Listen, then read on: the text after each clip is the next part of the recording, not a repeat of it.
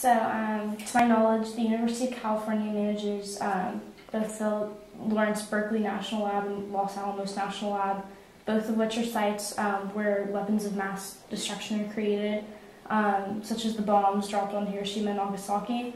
And could you talk at all about the relationship between the UC and these laboratories?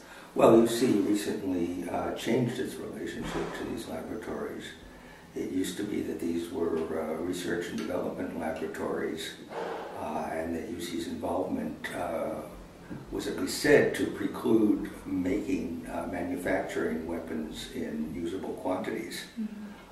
But as of about 5 or 6 years ago, I forget the exact year now, UC formed a consortium with several privately held defense contractors, including Bechtel, and including a company which was then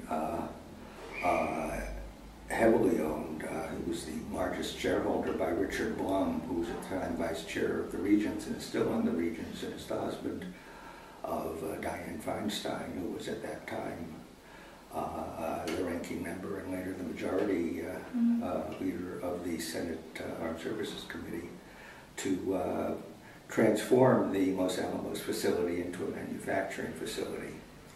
And UC has signed a contract with the other partners who are major defense contractors, both Republican and Democratic affiliated defense contractors.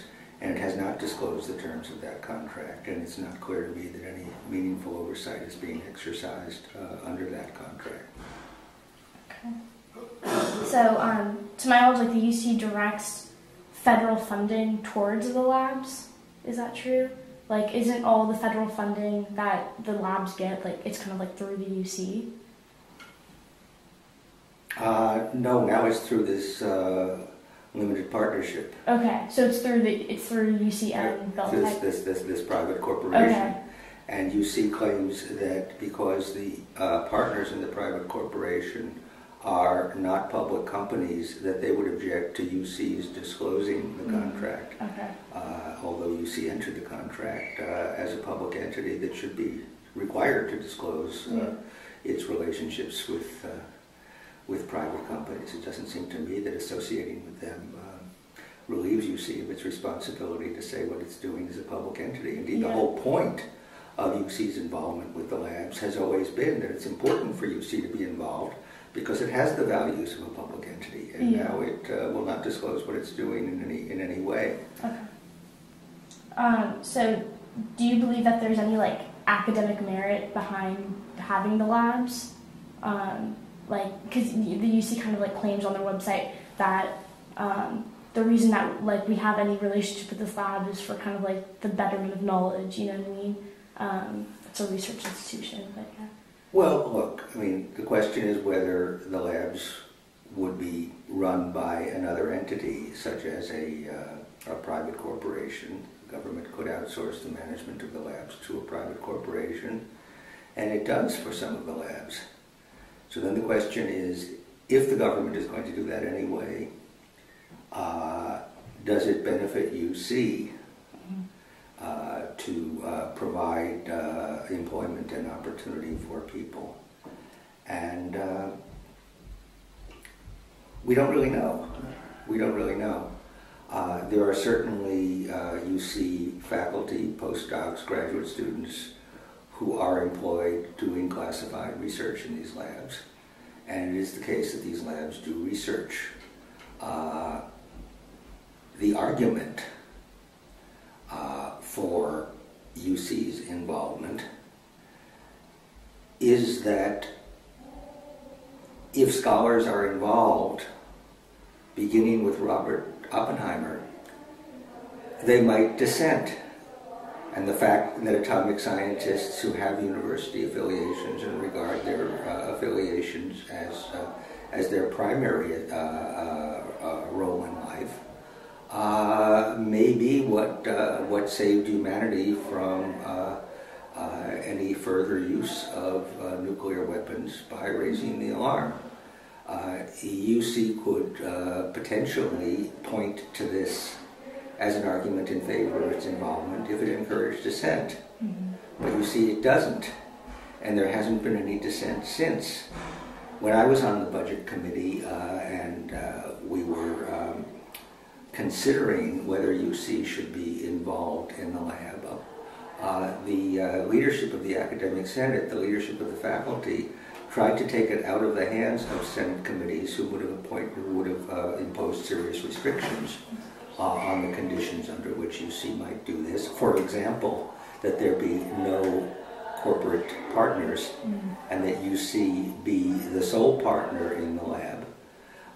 Instead, they put it up to a poll which was outside of the normal processes on campuses and through the normal Senate committees, and presented it like a ballot initiative in which the pro-argument was, wouldn't it be a good idea for UC to be involved if this prevents these projects from being taken over by private partnerships that don't have to disclose anything to anyone? Wouldn't you rather have UC be involved?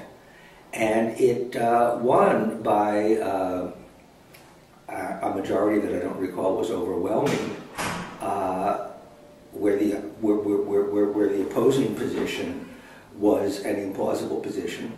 And it turned out that the reasons why people voted for it had nothing to do with the request for proposal, which indicated that the Department of Energy, which supervises these labs technically, was going to require that at least the majority partners be private corporations that could affiliate with a university if they wished in order to bolster their application.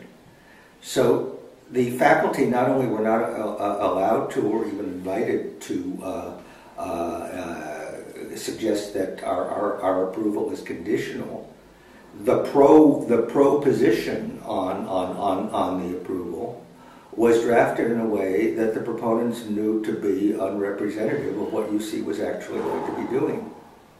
And so the faculty voted in favor of something which, for many of whom perhaps, for reasons that were quite the opposite of the reasons why UC was engaging in this to begin with.